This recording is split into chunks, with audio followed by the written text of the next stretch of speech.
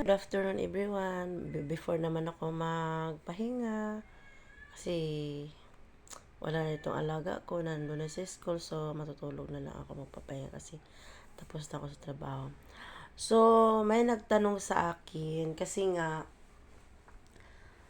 alam naman kasi ng isa kong friend na kasal din siya sa kanyang ex-husband niya, pero matagal na silang hiwalay. So, pares kami ng sitwasyon single mom at saka hiwalay din sa asawa, di ba?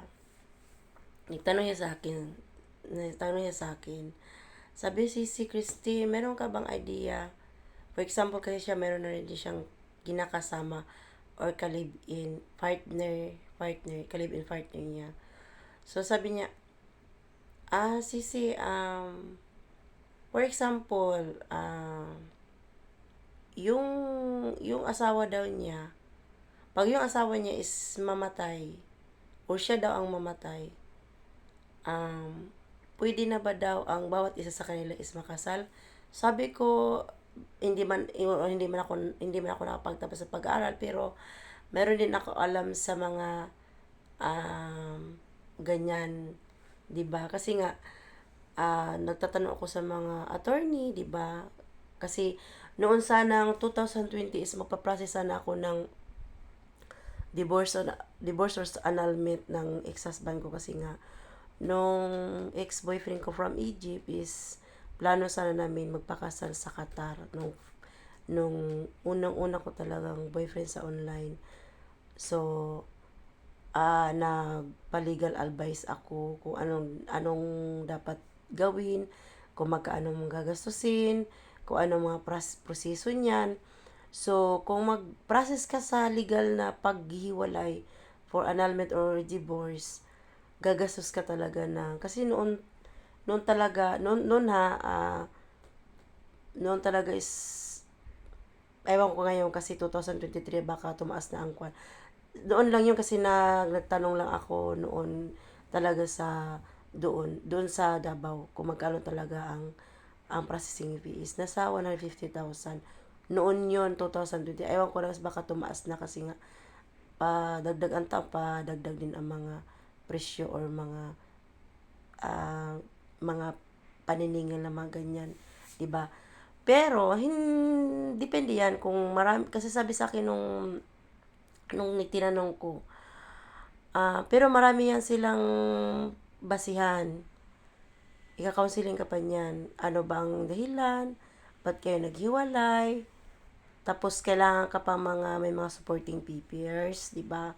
Kailangan may mga papel ka ipang kuan doon. Kasi, syempre, yun ang babasehan, ano ang dahilan ba't ka nag-file ng annulment or divorce, di ba? Yun. So, sa sitwasyon ko, maraming may blatter ako sa pulis, may blatter ako sa barangay, tapos dagdagan pa may agreement kami, 'di ba, ng aking ex-husband, tapos may medical record ako kasi nga syempre hindi mo iwasan pa mag-away kayo is magkakasakitan. Yan ang ayaw kong mangyari ngayon. Ayaw ko na balikan ang dati kong buhay na parati akong tumatakbo at nasasaktan. Iba si Christy noon, iba si Christy ngayon. 'Di ba? Tinanim ko sa isip ko, kung magkakaroon man ako ng pagkataon na mayroon akong kalib-in or partner sa buhay ko, hindi na ako paapi, lalaban ako, basta nasa tama ako. Yun ang gawin nyo mga guys. Huwag kayo magpaapi, basta nasa tama lang kayo. Kung mali, hindi naman pwede yung sasaktan ka lang, di ba? Huwag. Kung ayaw ninyo, maghiwalay kayo. Ganun lang yun. So, yun. At hindi mo rin matatawag. Pero depende lang yan sa inyong dalawa, kasi pwede na muna tawagin yung asawa kahit hindi kayo kasal, kasi siyempre kasama na kayo bilang mga asawa, di ba? Asawa, kahit illegal pang pagsasama niyo or naglilibing. Kasi karamihan naman, hindi naman yung basihan na Ah, hindi pa nga kasal, sinasabi mo ng asawa. Depende yan sa inyong dalawa. Di ba? Para sa akin, kung talagang mabuti naman yung kapartner ko, ituturing ko siyang asawa. Siyempre, ay ano pala kayo, magkapit bahay. Ganun yung sisi ang process. So, mas mabuti, mas the best talaga is magpunta kayo ng ang abogado or attorney. Kasi attorney yan ang trabaho nila eh. 'Di ba? Senior ko na lang yung na-experience ko noon kasi nga madaldal ako at saka mabusisi ako. Inaalam ko kung anong dapat mga process niyan. So, alam ko. Pero, hindi ko alam kasi siyempre, hindi naman natuloy yung kasi nga may na misunderstanding kami ng ex-fiancé ko from Egypt. Kaya, hindi natuloy yun. Yung pinadala is pinabalik ko sa kanya. Mga ganun. So, yun, dun ako nagka-idea na ganun pala yun. Marami, maghihiring pa kayo niya sa korte. Tatakbo yan ng mga taon, mga isang taon. Kasi yung sa akin, tinanong, basta private attorney ako kunin mo is nasa 9 months or 10 months. Depende yan sa kaso. Depende yan sa capacity ng ebidensya mo, na mabigat mong ebidensya. For example, sinasaktan ka. For example, ginagamit ka ng asawa mo na kahit hindi labag sa loob mo. For example, gusto niya makipag-sex sa'yo tapos ayaw mo. Mayroon na yung kahit kasal kayo, pag ayaw na yung babae magpagalaw sa inyong mga lalaki, wala kayong magawa. Pwede kayong kasuhan ng ref. 'Di ba? Sabi na, ay, kasal mo, asawa ko yan ha, ba't ba hindi pwede? Hindi pwede, kahit kinasal kayo is pwede mo na gawin ang mga kabastusan na gusto mong gawin. 'Di ba may mga ganung mga lalaki na sadista na kung anong posisyon gusto for example, paano kung ang isang partner mo is ayaw yung ganyan, 'di ba? So wala kayong mga lalaki, dapat parehas ninyong sang-ayunan yung bagay na gagawin ninyo. Kasi kung ayaw ng isa, hindi yan pwede, hindi mo pilitin, hindi mo pwede saktan yan kasi pwede ka makulong kahit asawa ka pa. Yan ang tandaan nyo mga lalaki. Pwede kayo makasawa ng ref. Diba? Yan ang tandaan ninyo. Tapos, for example, butter wife ka, tapos hindi nagbibigay sa'yo ng sustento. For example, pinapagutuman ka, yung parang ganun, yung parang inabandon ka.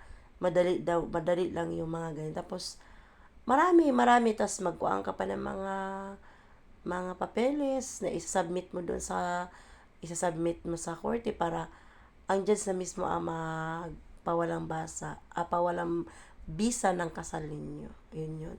Pero sa sitwasyon namin ng ex-husband ko, although meron naman kaming kasunduan or agreement sa barangay, o meron naman kaming agreement sa aming dalawa, pinirmahan niya yun, at saka with valid ID.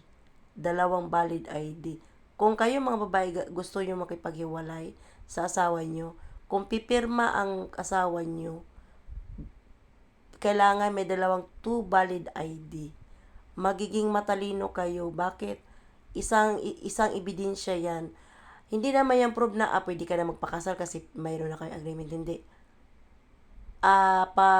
Patotoo lang yan na pumayag siya sa pinagkasundoan yung dalawa, na wala na kayong pakialaman kung mayroon man siyang kalibin o partner sa buhay, mayroon man siyang ibang babae, so wala ka na rin pakialam. At ako rin, for example, ako meron akong partner, tapos yung asawa ko, so wala rin pakialam, ganun yun. Pero sa legal, sa batas natin dito sa Pilipinas, once na mamatay ako, mamatay yung husband ko, kasi hindi naman natin hawak ang ating buhay, lahat naman to is mamatay. Kung anong mga benepisyo ko o mga property ko is mayroon siyang mapupunta yun sa kanya at sa mga anak. At mapupunta din yun sa akin kung anong mayroon siya. Ganon yun. Ganon yun ang pinakanapis kung kasal kayo.